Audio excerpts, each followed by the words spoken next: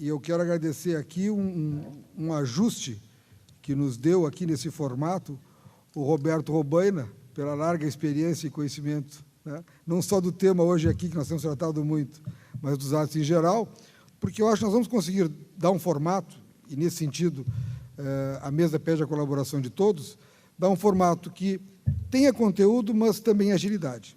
Então, essa é a nossa ideia, né?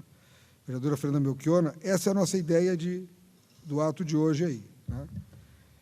E isso não ficou totalmente definitivo, mas eu consulto o Matheus Gomes, do PSTU, se ele pode nos dar a honra de iniciar essas falas. A ideia é essa, né? Eu vou repetir: 5 minutos para as representações partidárias, depois 3 minutos para as demais que eu já mencionei, centrais sindicais e representações da juventude. Então, o Matheus Gomes, ou Matheus Gordo, como também é conhecido, do PSTU. Boa noite a todas e todos. É uma honra aí para a gente poder iniciar esse debate. Certamente, para toda a militância do PSTU, é uma satisfação gigantesca estar construindo esse ato político no dia de hoje, num momento em que se faz muito necessário para a classe trabalhadora e a juventude do nosso país a apresentação de uma alternativa política frente à crise que o nosso país vive, né? Que seja anticapitalista, socialista, consiga realmente defender os interesses da classe trabalhadora e de todo o povo pobre, né? A gente não tem dúvida nenhuma de que, nesse momento, se agrava extremamente o quadro da crise social no nosso país.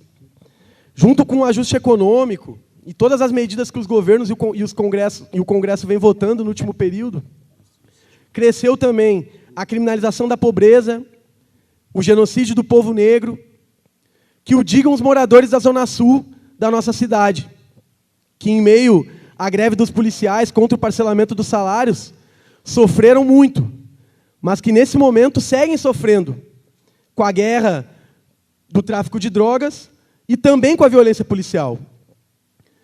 Nós estamos vivendo um clima na cidade de Porto Alegre, na região metropolitana. Hoje saiu um dado que diz que a nossa cidade está entre as 3 mais violentas do país, que é de medo generalizado. E nós não temos dúvida nenhuma de que isso é culpa, sim, do governador Sartori e também do que nos traz hoje ao debate, que é o problema da dívida. Porque as dívidas externa e interna certamente são o principal motivo da dependência política e econômica do nosso país. Ao contrário do que o Lula anunciou lá em 2008, muitos de vocês devem lembrar, a dívida ela não acabou, ela só aumentou. Saiu um dado ontem também que é alarmante. O montante da dívida no nosso país, ele já ultrapassa 2,68 trilhões de reais. Isso é quase 90% do produto interno bruto do nosso país. Ou seja, as riquezas que são produzidas pela classe trabalhadora diariamente são sugadas, sem dó nem piedade, pelo capital nacional e internacional. E agora a alta do dólar, a alta dos juros só aumenta essa situação, facilita o trabalho dos banqueiros, desses grandes sanguessugas, e torna a nossa vida cada vez mais difícil, né? E a Dilma ainda, na maior cara de pau, apresentou um orçamento com um rombo de 30,5 bilhões e esconde da população que 27 bilhões, quase 90% desse rombo, é um montante que precisa ser pago para a dívida no ano de 2016. E aí a crise começa a ser jogada, e vai ser jogada mais um ano, sobre as costas da classe trabalhadora. Então não tem como a gente apresentar uma perspectiva de solução para o problema da dívida aqui no nosso Estado sem combater o mecanismo geral da dívida. Até porque nós sabemos que nos últimos anos, durante o governo Tarso Genro, a parcela que mais cresceu da dívida aqui no Rio Grande do Sul foi a destinada aos bancos Mundial, Interamericano e o Banco do Japão. Ou seja, o imperialismo está sugando e acabando, deteriorando com as condições de vida da população do Rio Grande do Sul. Então, aquilo que é apresentado pela Dilma e pelo Sartori, na realidade não passa de falsas soluções. Nós sabemos já, a gente tem experiência. Nós vivenciamos o que foi a farra das privatizações do Antônio Brito. Não solucionou nada. Pelo contrário, naquele período a dívida saltou de 29 bilhões para 45. E agora o Sartori apresenta como solução, novamente, mais privatizações, leiloar o Rio Grande do Sul. Mais que isso, parcelou o salário dos servidores, aumentou o ICMS, o que eleva os preços de um modo geral, e segue desonerando as responsabilidades fiscais das multinacionais aqui no nosso Estado. Os trabalhadores estão pagando pela crise, estão sendo culpabilizados dia a dia na televisão. Agora, eles escondem da gente que só das desonerações fiscais, nesse ano, o Estado vai deixar de ganhar cerca de 15 bilhões de reais, o que é quase o valor da folha de pagamento do funcionalismo público. Ou seja, nós poderíamos quase dobrar o salário do funcionalismo no Rio Grande do Sul se os ricos pagassem impostos. Simples assim. Então, dinheiro tem. O problema é para onde está indo esse dinheiro. Para onde vai esse dinheiro? Se a gente pega entre 2011 e 2014, governo Tarso Genro, 14% da receita do Estado foi destinada para o pagamento da dívida.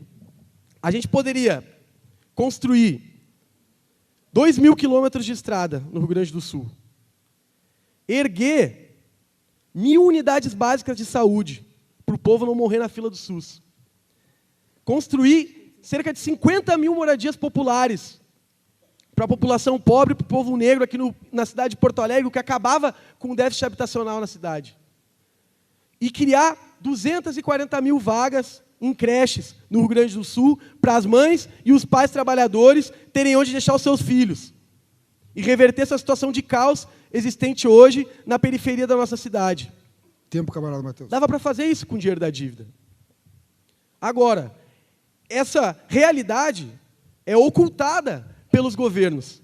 E é exatamente por isso que esse movimento tem uma importância muito grande, precisa tomar conta das pautas dos movimentos sociais no estado do Rio Grande do Sul, em todo o país, porque é chegada a hora, na nossa opinião, sim, de dar um basta a toda essa política, de dizer que basta de Dilma, de Temer, de Aécio, basta desse Congresso corrupto que só suga as nossas riquezas e governa para os patrões.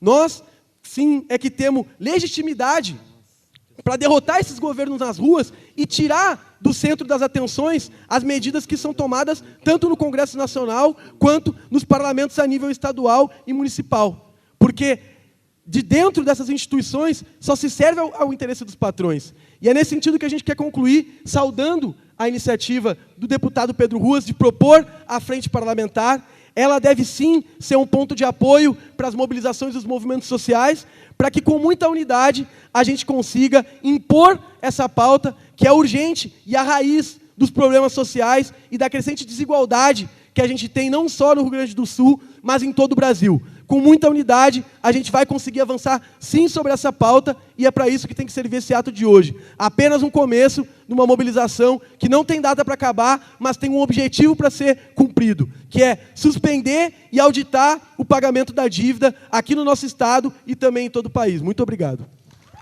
Muito obrigado, companheiro Matheus Gomes, do PSTU.